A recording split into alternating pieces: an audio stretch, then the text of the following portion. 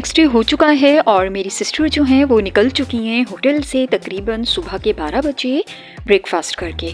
अब कहाँ निकली हैं तो मैं आप लोग को ये भी बता दूं कि वो इस वक्त जनाब जा रही हैं झील सैफुल मलूक और साथ में लालाजार। तो ये दोनों जगहें झील सैफुल मलूक और लालाजार इसी जीप में जाना है इन्हें। तो जीप रेंट कितना तय हुआ है वो मैं आपको आगे चल के बताती हूँ। पहले हम थोड़ा रास्ते पे बात कर लें नारान से झील सैफुल मलूक तक के। खासा पॉपुलर है।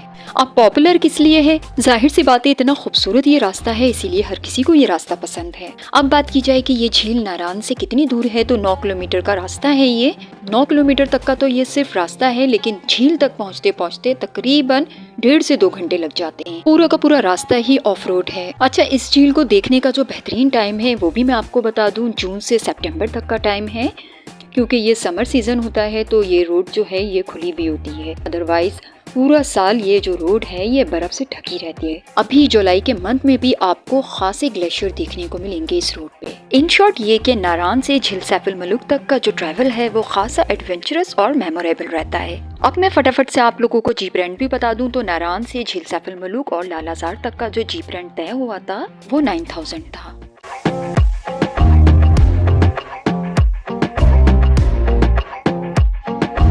लीजिए जनाब, मेरी सिस्टर और बहनोई झील सैफुल मलूक पहुंच चुके हैं। तो नारान से ये तकरीबन 12 बजे निकले थे दिन के और यहाँ पर 2 बजे पहुंचे हैं दोपहर के। माशाल्लाह कितनी खूबसूरत झील सैफुल मलूक है। और साथ में इसके किनारे में जो ये जीप्स खड़ी हुई हैं इनके बारे में क्या राय है? ये तो बिल्कुल ऐसा लग रहा है जैसे कोई टॉय खड़े हुए हैं। अच्छा, झील शुरू होने से पहले इस तरह से एक छोटा सा बाजार सा पड़ता है। तो इस जगह पे आपको मुख्तलिफ किस्म के ढाबे मिलेंगे। अगर आपको भूख लग रही है तो आप लोग खाना भी इसलिए खा सकते। अच्छा, ये जो छोटा सा बाजार है ना, इसे आप क्रॉस करेंगे तो आप झील तक पहुंचेंगे। तो इस बाजार के अंदर जो ढाबे हैं ना, इन ढाबों में आपको तमाम रिवायती किस्म के अपने जो खाने होते हैं वो मिलेंगे। और ये तो देखिए, वाह वाह, क्या बन्नू का मशहूर बीफ पुलाव भी मिल रहा है यहाँ पर। अच्छा, झील सैफुल मलूक जो है ना, ये पाकिस्तान की मोस्ट पॉपुलर झील है और वादी कागान की ये झील फेवरेट टूरिस्ट डेस्टिनेशन है। तो ये देखिए, ये जो कश्तियाँ खड़ी हुई हैं झील के किनारे कितनी खूबसूरत लग रही हैं। देखने में तो ऐसे ही लग रहा है जैसे ये कोई कश्ती नहीं खिलौने हो गए। वीवर्स, झील सैफुल मलूक अपनी ऊंचाई, क्रिस्टल क्लियर वाटर और अपने अतराफ के बर्फपोश पहाड़ों की वजह से खासी मशहूर है। वीवर्स, अक्सर लोक दास्तानों और परियों की कहानियों से भी इस झील को जोड़ा जाता है। खास तौर पे शहजादा सैफुल मलूक और परियों की शहजादी की कहानी इस झील के हवाले से खासी मकबूल है। तो झील की खूबसूरती के साथ साथ वीवर्स, आप लोगों को यहाँ पर मुख्तलिफ किस्म की एक्टिविटीज करने का मौका भी मिलता है, जैसे कि boating, hiking, photography, camping, horse riding और फिशिंग। ये तमाम एक्टिविटीज आप कर सकते हैं और साथ ही झील के इर्द गिर्द के खूबसूरत पहाड़ों के नज़ारों से लुत्फानंदोज भी हो सकते हैं। तो जनाब, मेरी सिस्टर और बहनोई झील सैफुल मलूक में खूब अच्छे से घूमने फिरने के बाद अब निकल चुके हैं लालाजार की तरफ।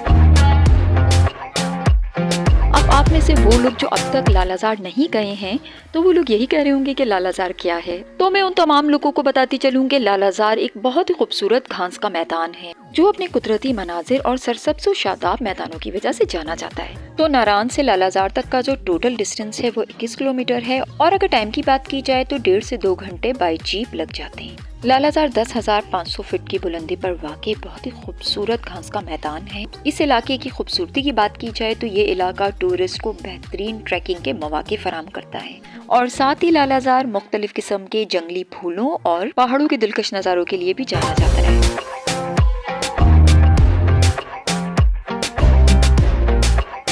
तो लीजिए जनाब, अब मेरी सिस्टर जो हैं वो पहुंच चुकी हैं लालाजार। माशाल्लाह लालाजार तो बड़े ही खूबसूरत है। अच्छा, मैं अपना एक्सपीरियंस बताऊं तो पहाड़ों की चोटियों पर जितने भी घास के मैदान होते हैं ना, वो वाकई में बड़े खूबसूरत होते हैं। ऐसे मेडोज खासे ब्रीथ टेकिंग होते हैं। यहाँ पहुँचकर तो बस ऐसा लगता है कि पिछली तमाम जितनी भी हमारी फ़िक्रें हैं, फ़िक्रों और परेशानियों से आज़ाद हो गए। अब मैं लालाजार की आप लोगों को मुख्तलिफ किस्म की एक्टिविटीज़ भी बता दूँ तो यहाँ आकर आप लोग hiking, trekking, photography, camping, birds watching, ये तमाम एक्टिविटीज़ कर सकते हैं। तो अब आप लोग कहेंगे कि बर्ड्स वॉचिंग क्या मतलब हुआ? तो बर्ड्स वॉचिंग का भी मैं आपको ये बता दूं कि यहाँ पर मुख्तलिफ किस्म के बर्ड्स पाए जाते हैं, परिंदे। तो जनाब, नेक्स्ट डे हो चुका है और मेरी सिस्टर जो हैं वो अब निकल चुकी हैं नारान से बाबूसर टॉप की तरफ। तो ये रास्ते के बेइंतहा खूबसूरत मनाजिर हैं। तो नारान से बाबूसर टॉप पाकिस्तान के नॉर्दर्न एरियाज का बेइंतहा खूबसूरत रास्ता है। अब बात कर लेते हैं टाइम और डिस्टेंस की। तो नारान से बाबूसर टॉप तक का जो टोटल डिस्टेंस है वो 65 किलोमीटर है और टाइम तकरीबन 3 से 4 घंटे तक का लग जाता है। तो जनाब आप पहुंच चुकी हैं मेरी सिस्टर बाबूसर टॉप। तो बाबूसर टॉप पाकिस्तान का बुलंदोबाला पहाड़ी सिलसिला है और बाबूसर टॉप केपीके में वादी कागान को जलास से मिलाता है। तो बाबूसर टॉप आने का मैं आप लोगों को मंथ में बताती चलूं तो ये जून के आखिर और अक्टूबर के शुरू तक बाबूसर टॉप खुला रहता है। इसके अलावा बाकी के महीनों में यह बर्फ से ढका रहता है। बाबूसर टॉप में आप लोगों को अभी के टाइम पे मुख्तलिफ किस्म के ढाबे तो मिलेंगे, लेकिन आने वाले सालों में ये सुनने में आ रहा है कि यहाँ पर अच्छे अच्छे रेस्टोरेंट भी खुलने वाले हैं। इसके अलावा यहाँ पर जिप लाइन भी बनाई गई है।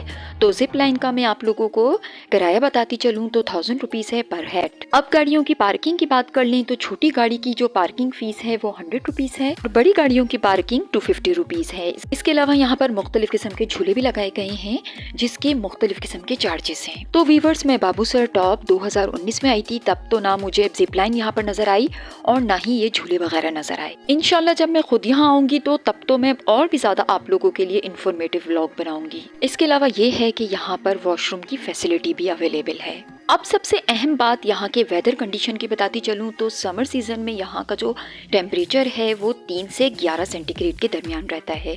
अब जिन लोगों को सर्दी ज्यादा लगती है वो यहाँ पे गर्म कपड़े अपने साथ जरूर लेकर आएं, जबकि विंटर्स में तो यहाँ पे माइनस टेम्परेचर होता है। देखें कितने टूरिस्ट आए हैं यहाँ पर, डेली के कई हजार टूरिस्ट आ जाते होंगे यहाँ पर। अच्छा टूरिस्ट भी यहाँ पर ना मिक्स होते हैं, कुछ नारान में ठहरे हुए होते हैं और कुछ टूरिस्ट ऐसे होते हैं जो गिलगित की साइड जा रहे होते हैं। मैं तो जब भी बाबूसर टॉप आई हूँ मुझे यहाँ पे बहुत ही अच्छा लगा। सर्दी यहाँ इतनी होती है कि चाय के बगैर तो यहाँ गुजारा ही नहीं होता। तो मेरी सिस्टर और ब्रदर इन लॉ ने यहाँ पे फ्रेंच फ्राइज, आलू के पकोड़े और चाय पी। अच्छा हम भी यहाँ पर जब जब आए हमने चाय जरूर पी है। ज़्यादा टाइम के लिए हम लोगों ने यहाँ स्टे नहीं किया क्योंकि हम लोग यहाँ जब भी आए हैं पब्लिक ट्रांसपोर्ट में आए। तो पब्लिक ट्रांसपोर्ट का तो सभी को पता होता है कि वो ज़्यादा टाइम के लिए कहीं पे स्टे नहीं करते। ये जगह बाबूसर टॉप की बहुत ही मशहूर जगह है। तो इस बोर्ड के मुताबिक बाबूसर टॉप सतह समंदर से 13,700 फीट की बुलंदी पर वाक़ई है और तकरीबन तमाम ही टूरिस्ट जो बाबूसर टॉप आते हैं वो इस बोर्ड के सामने खड़े होकर पिक्चर क्लिक जरूर कराते हैं।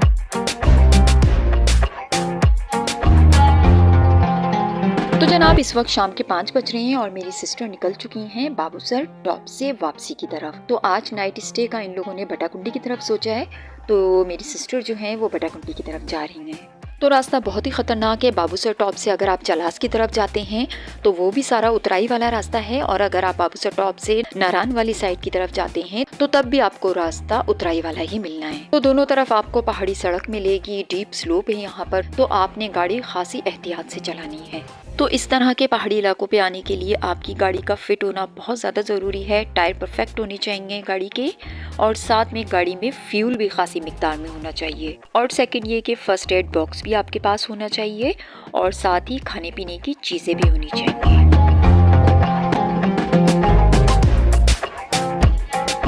तो लीजिए जनाब मेरी सिस्टर पहुंच चुकी हैं बटाकुंडी और यहाँ पर उन्होंने होटल जो है वो भी चेक इन कर लिया है। तो होटल का नाम भी मैं आप लोगों को बताती चलूँ तो होटल जो है हमिंग बर्ड होटल है और इस होटल का रूम रेंट पर नाइट 16,000 विद इंक्लूडेड टैक्स है। तो बस रात ही हमिंग बर्ड में उन्होंने स्टे किया और फिर नेक्स्ट डे उन्होंने होटल चेकआउट किया और फिर उसके बाद वो निकल गई इस्लामाबाद के लिए। तो बस इसी के साथ अब मैं आप लोगों से लेती हूँ इजाज़त। तो फिर बताइएगा कि आप लोगों को आज का ये व्लॉग कैसा लगा। अगर ये व्लॉग पसंद आया है, ये वीडियो अच्छी लगी है तो इस वीडियो को लाइक कीजिएगा और अगर आप मेरे चैनल पे नए तो प्लीज़ मेरे चैनल को सब्सक्राइब भी कीजिएगा। अपना ढेर सारा ख्याल रखिएगा, मुझे और मेरी फैमिली को अपनी दुआओं में याद रखिएगा। खुश रहें, आबाद रहें। Thanks for watching. अल्लाह हाफिज़।